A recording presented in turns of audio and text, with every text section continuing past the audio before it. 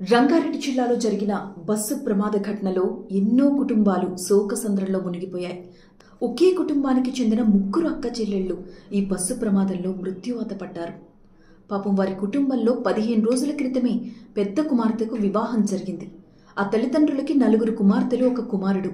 పెద్ద కుమార్తెకి అంగరంగ వైభవంగా వివాహం చేసి అత్తవారింటికి పంపించిన తరువాత ఈ ముగ్గురు ఆడపిల్లలు కూడా మళ్లీ వాళ్ళ చదువుల కోసం హైదరాబాద్కు బయలుదేరారు.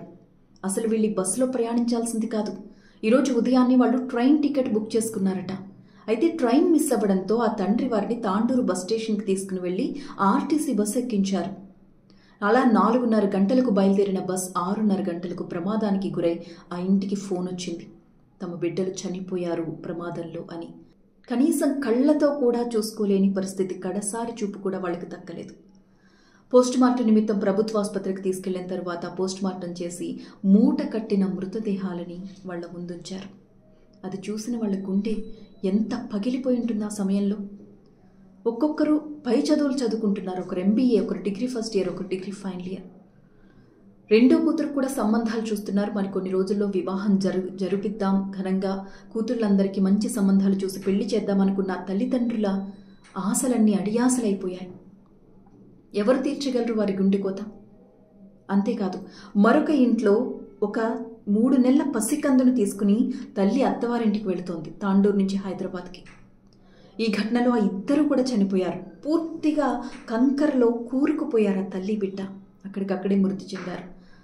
ఇంకొక కుటుంబంలో తండ్రిని కోల్పోయాడు బాలుడు. పాపం ఆ బాలుడికి చాలా రోజులుగా విపరీతమైన చెవినొప్పితో బాధపడుతూ ఉంటే హైదరాబాద్లో పెద్ద హాస్పిటల్లో చూపిద్దాం కదా అని తండ్రి తీసుకుని వెళ్దామనుకుని ట్రైన్ బుక్ చేసుకున్నాడు. కానీ అతనికి కూడా ట్రైన్ మిస్ అయింది. ఈ బస్సు ఎక్కాడు. తండ్రి చనిపోయాడు. ఆ బాలుడు దిక్కులేని వాడైపోయాడు. ఆ సమయంలో ప్రమాదం తన కళ్ళ ముందే, తన తండ్రి ఆ కంకర్లో కూరుకుపోయి చనిపోయిన ఘటన బాలుడి కళ్ళ ముందే కదలాడుతోందని చెప్పి, ఆ సమయంలో బస్సు ఎంత కిక్కిరిసిపోయిందని చెప్పి అతను వివరిస్తుంటే అతనికి కంకు దెబ్బలు తగిలేశాయి. మొత్తం బాడీ లోపలంతా విపరీతమైన నొప్పితో బాధపడుతూ కూడా ఆ దృశ్యాన్ని కళ్ళకు కట్టినట్టు చెప్పాడు ఆ బాలుడు. మరొక తల్లి గుండె లవిసేలా రోధిస్తోంది. ఒక్కగానొక్క కూతురు సెలవులకని ఇంటికొచ్చి మళ్ళీ తిరిగి కాలేజీకి బయలుదేరింది హైదరాబాద్కి.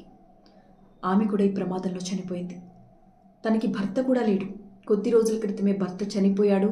భర్తని తీసుకుని వెళ్ళిపోయాడు. ఇప్పుడు తన కూతుర్ని తనకి దూరం చేశాడే ఆ దేవుడు అంటూ గుండెలు బాదుకుని ఏడుస్తుంటే ఆ దృశ్యం చూసిన ప్రతి ఒక్కరు కూడా కంటతడి పెట్టుకున్నారు. ఇలా ప్రతి ఒక్క కుటుంబంలో తీరని విషాదాన్ని నింపింది ఈ బస్సు ప్రమాదం. ఒక మహా విషాదం అని చెప్పాలి.